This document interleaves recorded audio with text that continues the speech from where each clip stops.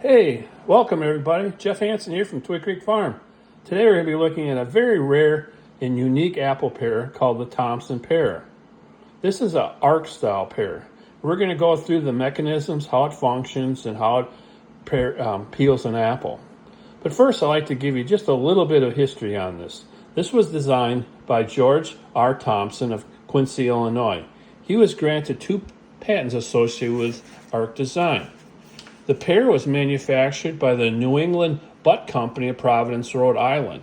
That company was founded back in 1842, and they started out making butt joints or door hinges.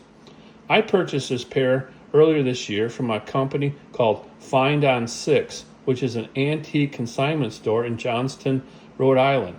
They were super helpful and did an excellent job of packaging and securely shipping this pear to me. So let's take a look at how this operates.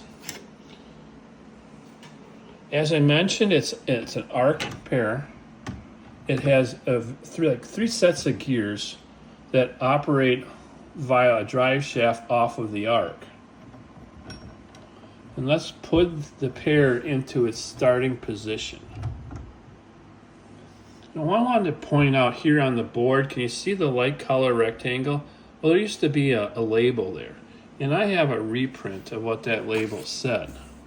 So, directions. Clamp the machine to a tub or box. Place small vessel underneath to receive the cores. Bring the lever back to the stop, which we just did. Then place the apple on the fork straight and press well down. Bring the lever forward with a moderately fast motion. And then there's a reminder here to the operator to keep the bearings well oiled, especially the fork journal. So let's take a closer look here. So here is the fork that you place the apple on. And as the arm is moved forward, the apple will start to turn. The paring knife and blade assembly will follow the contour of the apple, move along the contour, and as it progresses, it will turn to face the back or front side of the apple. And then as the apple peeling process is completed, you're coming down on a segmenter, a slicer. This will slice the apple into 6 equal pieces. As you see, the fork goes through the segmenter, and you would push firmly down, thereby driving the core through the hole in the board, and the slices would fall to the board. Let's just move this back. I want to show you this, all how the gears move so smoothly and elegantly. If you look here up by the fork, you see this pin rod. That rod is to remove the core, and this little lever here will activate off the one of the stands on the board.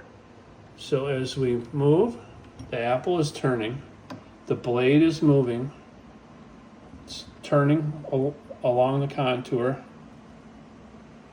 moving toward the back side of the apple, and again we come down to the segmenter, which will cut the apple into 6 equal pieces. And this stand right here with that pin sticking up will then touch onto the lever when there was an apple on here and help drive that out. If you notice like the wood tone here, you can see where it's lighter here in color, most likely from the apple juice as it would run off the segmenter. If we take a look at the gearworks again here, as I mentioned, there's 3 sets of gears that all come off of the drive shaft from the arc.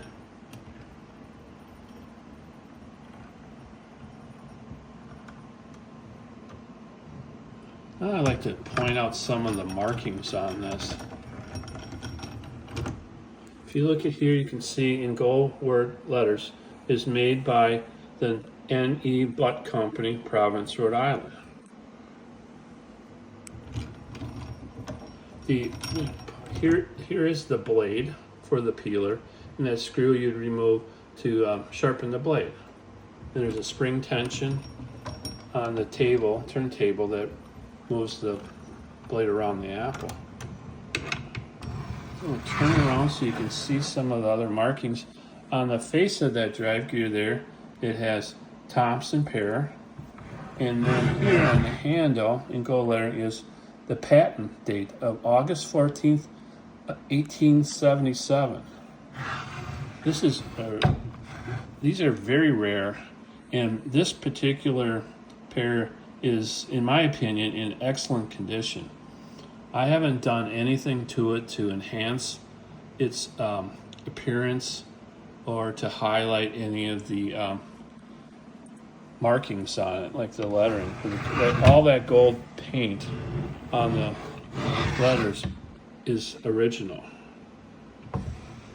So I'll show you one more rotation of it. And if you notice too, the arm moves away from the fork as you come to the stop. That helps with the access of to the fork to apply to set the apple on.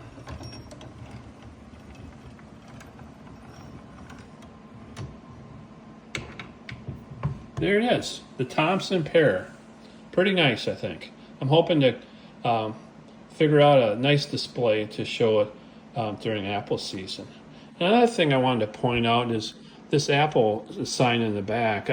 I purchased that last year from an antique collector in Darlington, Wisconsin.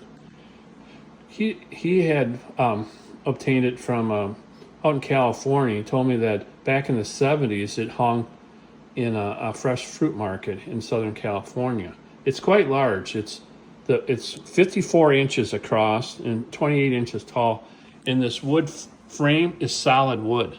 It's really heavy.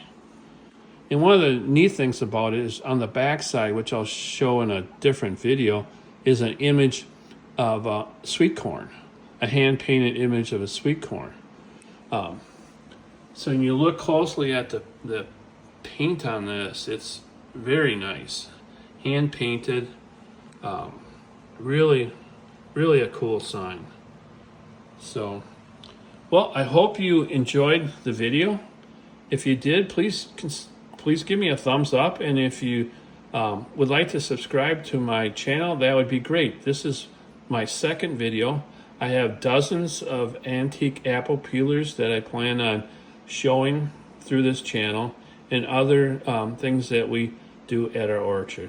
So thanks again for watching. I really appreciate it. Take care, and see you later. Bye.